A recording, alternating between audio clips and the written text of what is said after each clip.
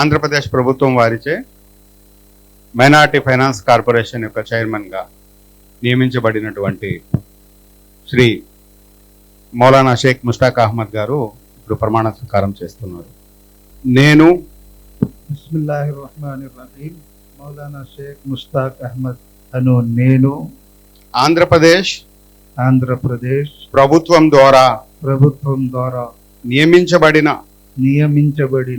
భారత రాజ్యాంగం పట్ల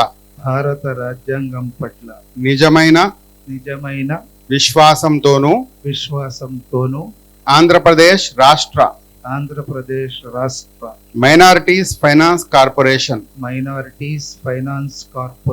చైర్మన్ గా సంస్థ సంక్షేమం అభివృద్ధి కొరకు కృషి చేస్తానని రాష్ట్ర ప్రభుత్వ ఆశయాలకు అనుగుణంగా బాధ్యతగా పని చేస్తానని దైవ సాక్షిగా ప్రతిజ్ఞ చేస్తున్నాను. థాంక్యూ.